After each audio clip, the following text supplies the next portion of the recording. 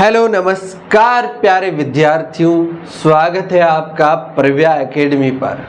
कैसे हैं आप सब लोग। उम्मीद करता हूं कि आप सब लोग स्वस्थ होंगे और मस्त होंगे और धुआंधार पढ़ाई तो कर ही रहे होंगे। दोस्तों, समय है आप सबकी फेवरेट सब्जेक्ट साइंस पढ़ने का। साइंस में हम पढ़ रहे हैं कक्षा 10 की साइंस, और कक्षा 10 की साइंस में हमारा चैप्टर चल रहा है दूसरा। अगर आप लोगों ने पहला चैप्टर नहीं देखा है तो जाइए और पहला चैप्टर देख लीजिए, और दूसरे चैप्टर के हमने कुछ वीडियो डाल रखे हैं, वो नहीं देखे हैं तो वो देख लीजिए। उसके साथ साथ दोस्तों एक काम ये करिए कि आप इस वीडियो को अपने सारे के सारे दोस्तों के साथ शेयर जरूर कीजिए, ताकि वो भी बहुत बढ़िया से पढ़ ले। और चैनल पर नए आए हो तो सब्सक्राइब कर लीजिए। दोस्तों, विज्ञान एक ऐसा सब्जेक्ट है, आप जानते हैं कि वो हर जगह, चाहे आप आर्ट्स लोगे ना तो बाद में कंपटीशन की तैयारी करोगे तब भी काम आएगा, है ना। तो हर जगह आपको साइंस तो पढ़ना ही पड़ेगा।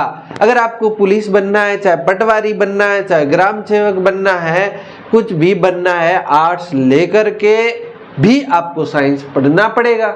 तो इससे अच्छा अब पढ़ ली जाए, ठीक है ना। तो आप ऐसे मत सोचना कि हमें आर्ट्स लेनी है तो साइंस पे इतना ध्यान देने की जरूरत नहीं है।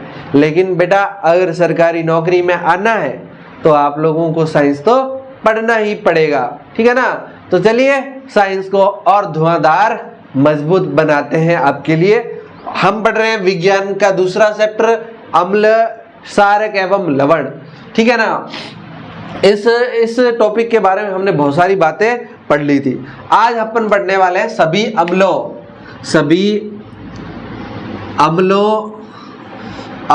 व क्षारक, सभी अम्लों व क्षारकों में क्या समानता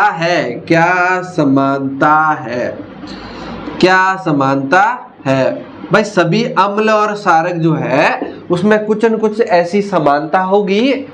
तो क्या समानता है, तो देखिए एक प्रैक्टिकल दिया है। आप लोगों को क्या करना है भैया, एक इस तरह का कोई गिलास लेना है, इस तरह का क्या करना है, गिलास ले लेना है।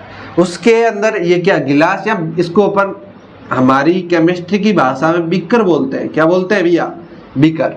इसके अंदर आप लोगों को एक यहाँ पर कुछ रबड़ का कॉर्क है, ये रबड़ का क्या है, कॉर्क है, रबड़ का कॉर्क मतलब कुछ नहीं है, रबड़ का टुकड़ा लगा दिया, रबड़ का कॉर्क लगा दिया। इसके अंदर 2 कीले डाल दो ऐसे। ये क्या है, कील है, कील, ठीक है ना।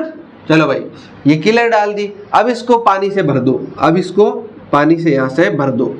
आपने क्या किया, इसको पूरा पानी से भर दिया, ठीक है। तो ये हमने क्या डाला, इसमें जल डाला। क्या डाला, जल। अब आप लोगों को क्या करना भैया, इसको लाइट से कनेक्ट करो। लाइट मतलब कोई बैटरी लो, इसको बैटरी से कनेक्ट करना है, ठीक है। बैटरी से कनेक्ट करने से पहले आप लोगों को क्या करना है, यहां पर एक बल्ब लगा देना है। यहां पर बल्ब लगा दिया, ठीक है। यहां पर आप स्विच लगा दो, ठीक है। और फिर यहां पर मान लो आपने बैटरी कनेक्ट कर दी। ये इस तरह से ये बड़े वाला होता है बैटरी, ये बैटरी का निशान है, बड़े वाला है ये प्लस का होता है, छोटे वाला जो होता है वो माइनस वाला होता है, ठीक है भाई। ये आपका क्या है, स्विच है, और ये क्या है, बल्ब। इसको क्या कहते हैं, बल्ब होता है ना। और ये क्या है, स्विच जिससे ऑन ऑफ करते हैं। और ये क्या है, आपकी 6 वोल्ट की क्या है, बैटरी है। ज्यादा करोगे तो मामला गड़बड़ हो जाएगा भैया। आप लोगों को क्या करना है, सिंपल से 6 वोल्ट की बैटरी से जोड़ देना। अब आप लोगों ने यहाँ पर क्या कर रखा है, यहाँ पर आप लोगों ने पानी डाल दिया। अब देखो भाई, आप लोगों को क्या करना है, अब आप लोगों को क्या करना है, इसमें कुछ अम्ल डाल देना है। क्या करना है, कोई भी अम्ल डालना है। और क्या डालना है, कोई अम्ल डालना है। फिर आपको क्या करना भाई, अम्ल डाल करके देखना है, खटका चालू करना, यानी कि स्विच चालू करना, और देखना कि बल्ब जल रहा है कि नहीं जल रहा है। उसके बाद आप लोगों को इसमें सारक डालना है। क्या डालना है? सारक। फिर देखना है कि जल रहा है कि नहीं जल रहा है, बल्ब ऑन हुआ कि नहीं हुआ, ठीक है ना, बल्ब जल रहा है कि नहीं जल रहा है। इसी के बाद आप लोगों को इसके अंदर ये जो पानी भरा है ना, पानी की जगह आप भरो अल्कोहल। क्या भरो भैया? अल्कोहल। या फिर इसमें उसके बाद इसमें भरो ग्लूकोज। क्या भरो? ग्लूकोज। और आप लोगों को प्रैक्टिकल करके देखना है। सिंपल बात है, लेकिन ये बातें काम की नहीं है हमारे, लेकिन हम लोगों को ये प्रैक्टिकल दिया हुआ है तो हमें पता होना चाहिए कि पता कैसे किया है। तो देखो, जब आप अम्लों को इसके अंदर पानी के अंदर डालते हो तो ये बल्ब जलता है, बल्ब जलेगा। जब आप सारक को डालोगे तो बल्ब जलेगा। इसका मतलब ये है कि सारक वाला पानी जो है उसमें विद्युत का चालन होता है और अम्ल वाले पानी में भी विद्युत का चालन होता है। लेकिन जब आप अम्ल को अल्कोहल में डालोगे तो विद्युत का चालन नहीं होता, और सारक या अम्लों को ग्लूकोज में डालोगे तो भी क्या होगा? आपका विद्युत का चालन नहीं होगा। ठीक है, अब यहां से आपको दो तीन बातें समझनी है। समझनी है कि अम्ल जो है विद्युत का चालन कैसे करते हैं। अम्ल जो है वो विद्युत का चालन कैसे करते हैं। अम्लों में विद्युत का चालन होता कैसे? अम्लों में विद्युत का चालन, भाई अम्ल जो है वो विद्युत का चालन कर रहे हैं, पानी के अंदर कर रहे हैं, तो कर कैसे रहे? विद्युत का चालन कैसे कर रहे हैं। ठीक है, देखो भाई, मान लो आपको पता है अम्लों के अंदर कौन से आयन होते हैं? H+ आयन होते हैं।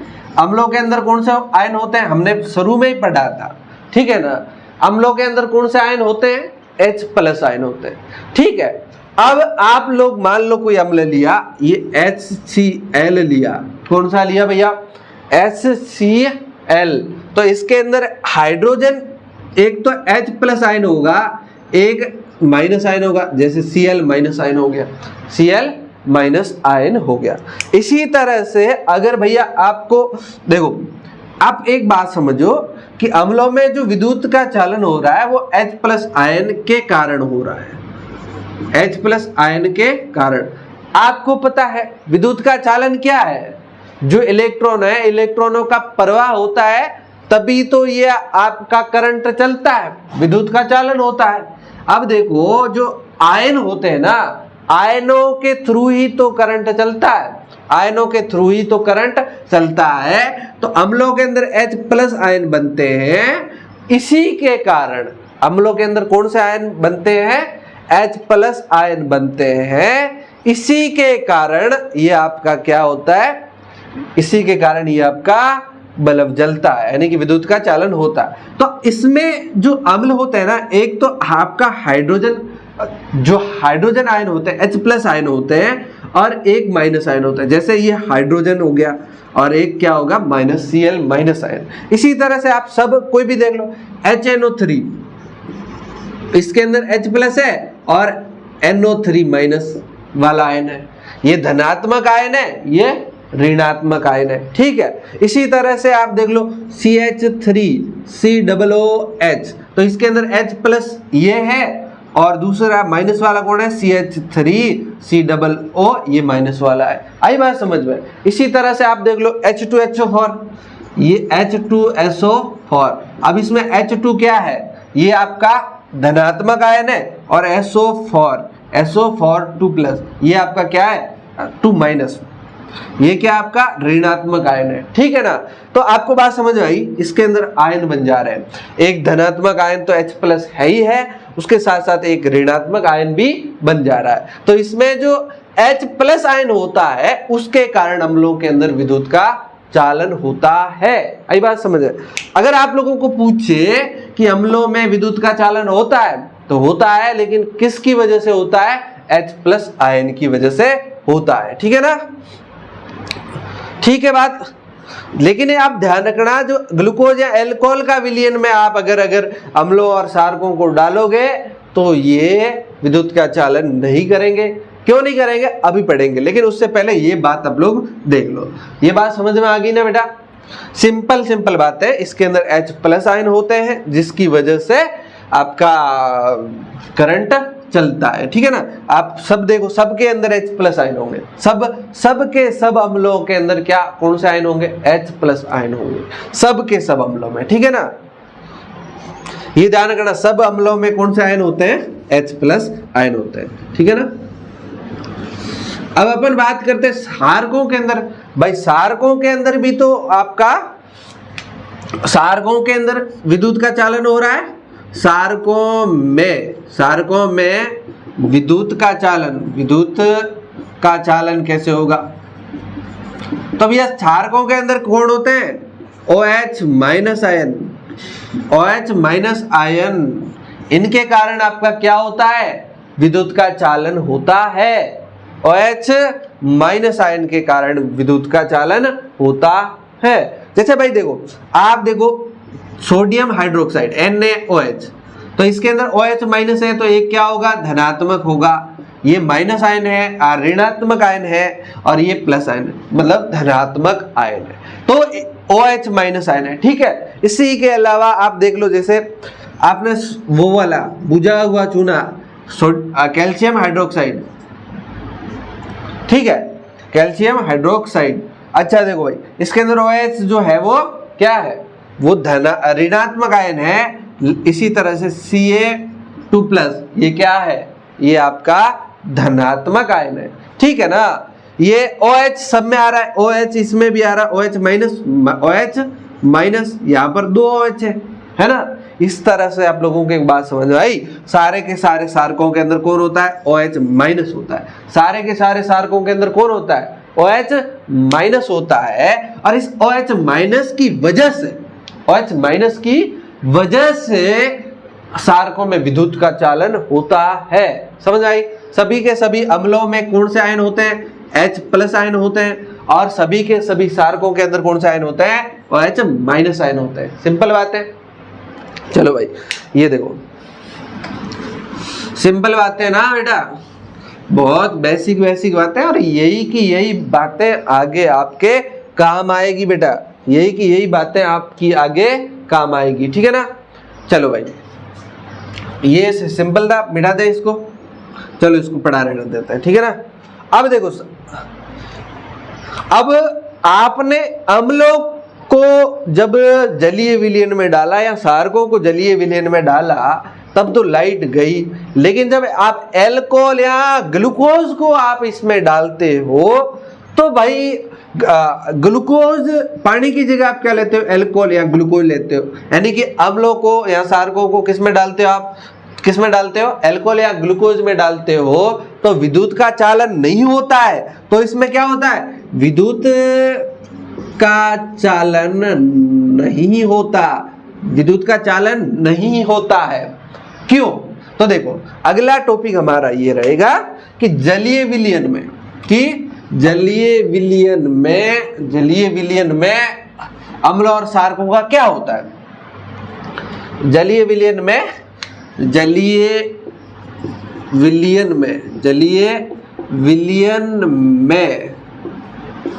अम्ल व सारक का क्या होता है, सारक का क्या होता है, जिस कारण से भाई आपका करंट वरंट चल रहा है, बताओ भाई क्या होता है।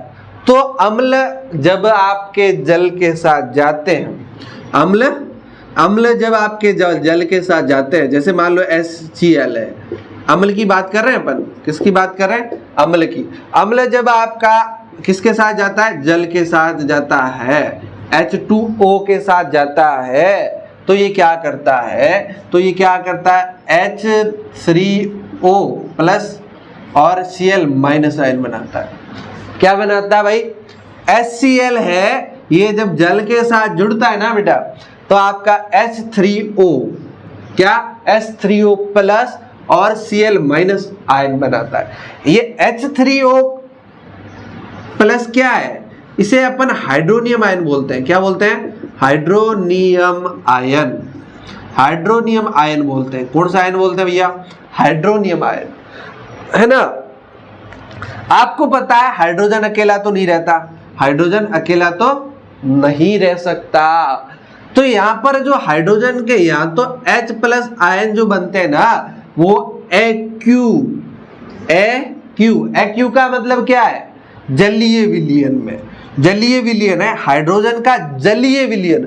H प्लस अकेला नहीं होगा तो कौन सा होगा? H प्लस AQ आयन बनता है, H प्लस AQ आयन बनता है। इसका मतलब क्या? AQ आयन मतलब जलीय विलयन, मतलब हाइड्रोजन आयन बनने के लिए क्या चाहिए? जल चाहिए होता है। जब आपका अम्ल के साथ जल जुड़ता है तो ये हाइड्रोनियम आयन बनता है, या फिर क्या कौन सा आयन बनता है? H प्लस AQ आयन बनता है। आई बात समझ?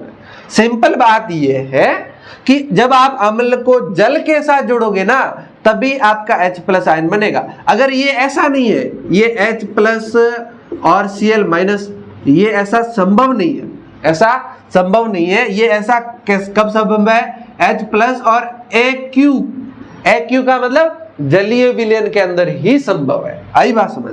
सिंपल बात है, बहुत सिंपल बेसिक बात है, ठीक है ना। चलिए भाई चलिए, ठीक है ना। तो आपको यहाँ पर बात समझ में आ गई। ये जल, ये जो H होता है ना H प्लस, ये जल के साथ जुड़ जाता है। H प्लस किसके साथ जुड़ जाता है? जल के साथ जुड़ करके कौन सा आयन बनाता है? हाइड्रोनियम आयन बनाता है। कौन सा आयन बना देगा भैया? हाइड्रोनियम आयन बना देगा। सिंपल और बेसिक बात है। तो आप ध्यान रखना कि जो H प्लस आयन है ना वो सिर्फ किसके साथ बन सकते हैं? जल के साथ ही बन सकते हैं, इसके अलावा किसी के साथ नहीं बन सकते, इसके अलावा किसी के साथ नहीं बन सकते। अच्छा बताओ फिर तो सारकों के साथ क्या होता है? सारकों के साथ जब अपन सार्क की बात करते हैं ना तो मान लो आपका NaOH है, तो ये NaOH के अंदर OH माइनस आयन बनाने के लिए भी आपको क्या चाहिएगा? ये मान लो क्या होता है? ठोस। तो इसको सबसे पहले H2O दो, यानी कि पानी दोगे ना तो ये क्या बनाएगा? Na प्लस, और ये भी AQ और ये भी OH माइनस, और OH माइनस ये भी AQ होता है। OH माइनस जो होता है वो क्या होता है? AQ मतलब जलीय विलयन। इसका मतलब ये है कि OH माइनस जो बन रहे हैं ना, OH माइनस वो भी किसकी वजह से बन रहे हैं? जल की वजह से। यानी OH माइनस बनने के लिए जलीय विलयन बनाना होता है। OH माइनस किस में मिलेंगे आपको? जलीय विलयन में मिलेंगे, अकेले OH नहीं मिलेंगे, ऐसा नहीं है। Na प्लस हो जाएगा, OH माइनस हो जाएगा, ऐसा होता नहीं है। तो कैसा होता है? जब आप इसको जल के साथ जोड़ते हो तो जलीय विलयन में आपका Na प्लस मिलता है और OH माइनस भी किस में मिलता है? जलीय विलयन के अंदर मिलता है। सिंपल बात, सिंपल बात है ना। जैसे अगर मान लो और कोई बात करते हैं, KOH है तो ये ठोस है, तो इसको क्या करना? आपको पानी देना है, H2O देना है। H2O दोगे ना तो K प्लस बन जाएगा, तो ये AQ है, और प्लस में क्या बनेगा? OH माइनस बनेगा। ये भी क्या है भैया? आपका AQ है। सिंपल बात। इसके अंदर पानी दोगे ना तभी ये OH माइनस आयन बन जा रहा है। OH माइनस आयन कब बन रहा है? पानी देने पर। तो यहां से एक बात आप पॉइंट पकड़ पा रहे हो कि जो अम्ल है, यहाँ सारक है, जब जलीय विलयन में डालते हैं ना तो आयन बनते हैं, तब आयन बनते हैं, तब आयन बनते हैं। सिंपल बात। तो जलीय विलयन में क्या होते हैं? आयन बनते हैं। जलीय विलयन में भाई सारकों के अंदर कौन सा आयन बन गए? OH माइनस आयन, और अम्ल के अंदर कौन से आयन बन गए? H plus ion. लेकिन ये किस में? AQ में, और ये भी किस में? AQ में। ये AQ नहीं है तो H3O प्लस लिखा जाता है, हाइड्रोनियम आयन कहते हैं इसको। सिंपल बात। अगर आप लोगों से पूछे क्या अम्ल हाइड्रोनियम आयन देते हैं? बिल्कुल साहब देते हैं। अम्ल कौन से? जलीय विलयन में कौन से आयन देते हैं? Hydrogen ion. तो यहाँ पर दो बातें आप लोगों को हमने शुरू में लिखाई थी कि अम्ल है वो जलीय विलयन में H प्लस आयन देते हैं, सिर्फ जलीय विलयन में देते हैं, ये बात यहाँ पर ध्यान रखना।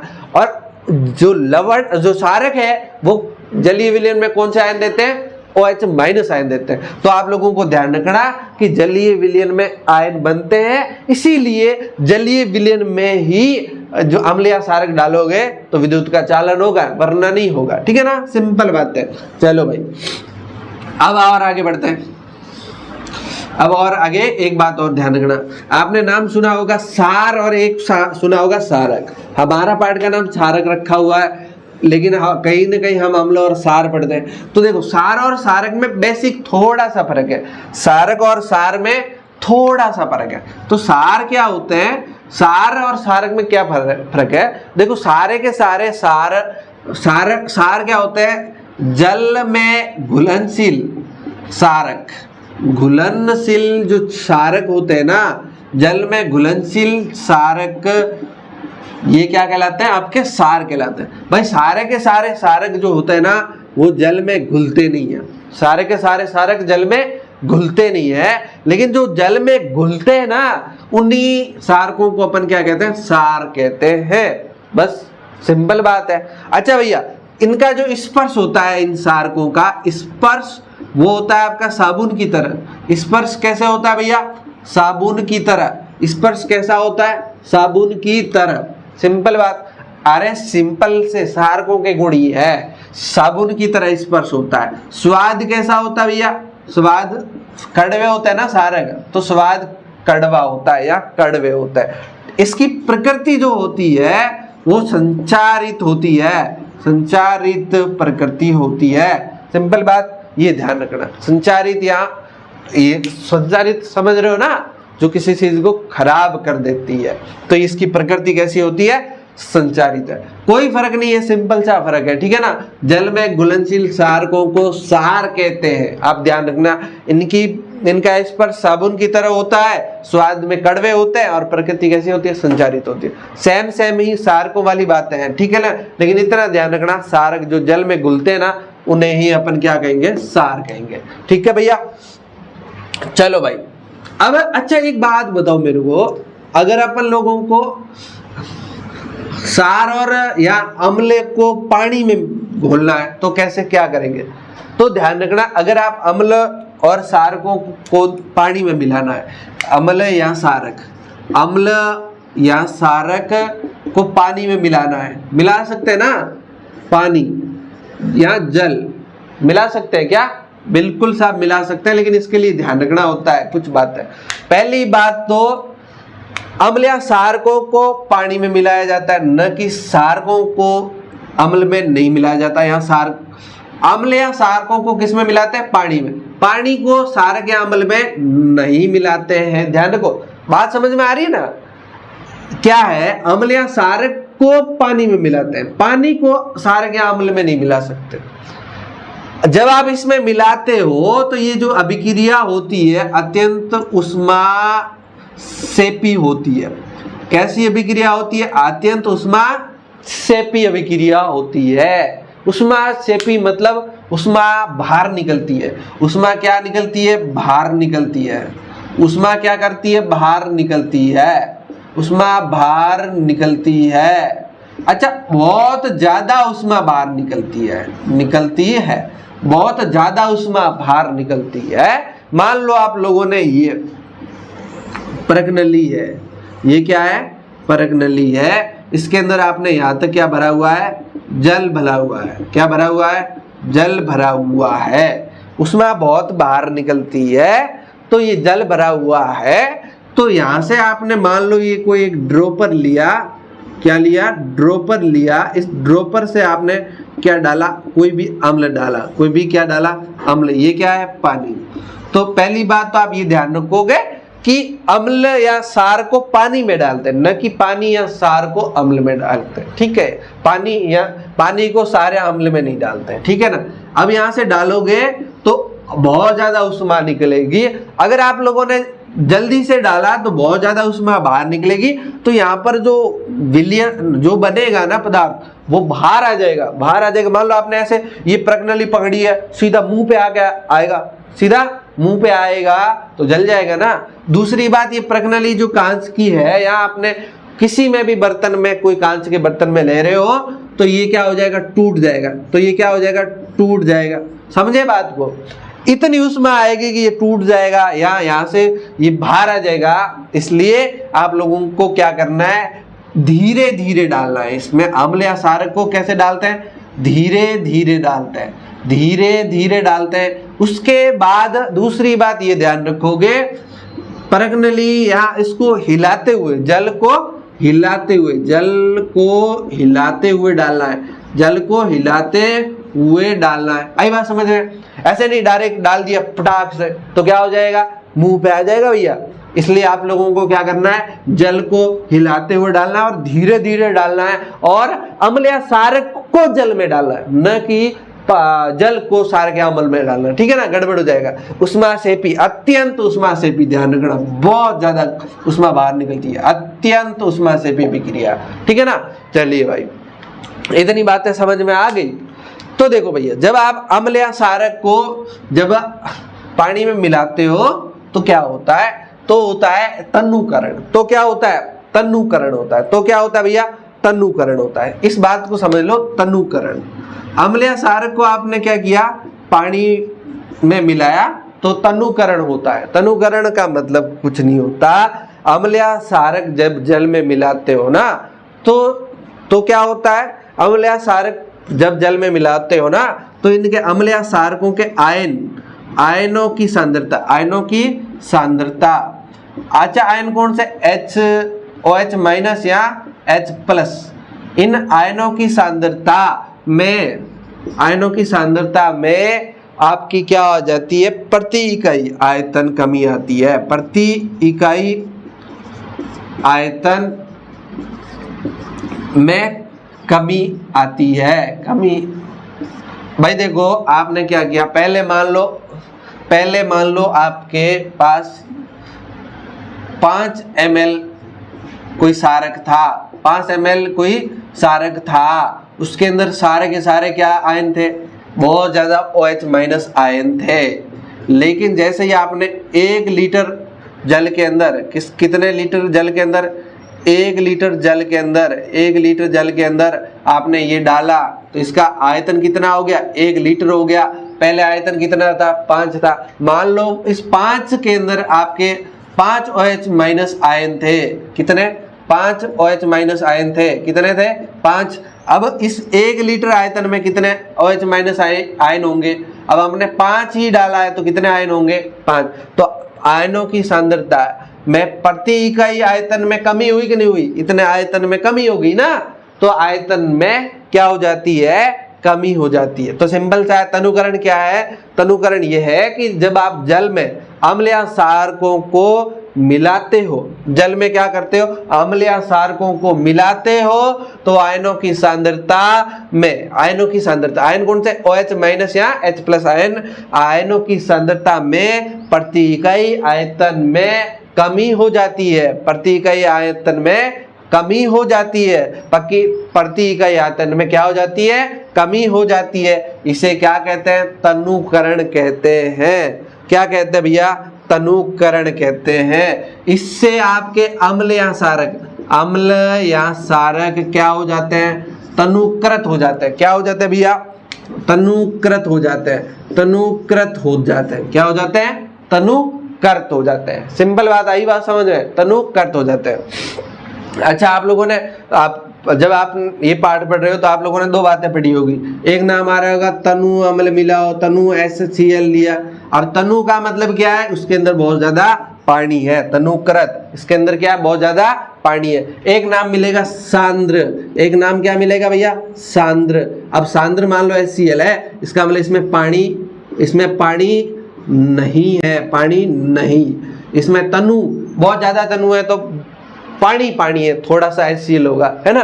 तो ये बात आप लोगों को समझ में आ गई ना, तनु और सांद्र 2 नाम आपको समझ में आ गया ना, और यहाँ तनुकरण आपको समझ में आ गया होगा। ये सिंपल सी बातें आज हम लोग पढ़ी है, ठीक है ना। उम्मीद करता हूँ कि आप सब लोगों को जो ये पढ़ा है समझ में तो आ ही गया होगा, ठीक है ना। चलो भाई, आज के लिए इतना ही, है ना। अगर आप लोगों को वीडियो पसंद आ रहा है तो लाइक करें, और कैसा पढ़ने में कैसा मजा आ रहा है कि नहीं आ रहा है कमेंट करके जरूर बताएं दोस्तों, और अपने दोस्तों के साथ शेयर जरूर करें। और इसके नोट्स वगैरह, टेस्ट वगैरह जो है वो हमारे प्रव्या एकेडमी के ऐप पर मिलते हैं, आप वहां पर जरूर ज्वाइन हो जाए। और हमारा कोर्स जो है पूरी 10वीं कक्षा की विज्ञान का कोर्स पूरे साल के लिए हम लोग कितने रुपए में दे रहे हैं? मात्र 499 रुपए में वहां पर दे रहे हैं, तो आप जरूर खरीदें। ठीक है, चलिए दोस्तों, आज के लिए इतना ही। मिलते हैं फिर कल इसी समय। तब तक के लिए बाय बाय, टेक केयर, ख्याल रखिए और मस्त पढ़ाई करिए। बहुत बहुत शुक्रिया आपका जुड़ने के लिए।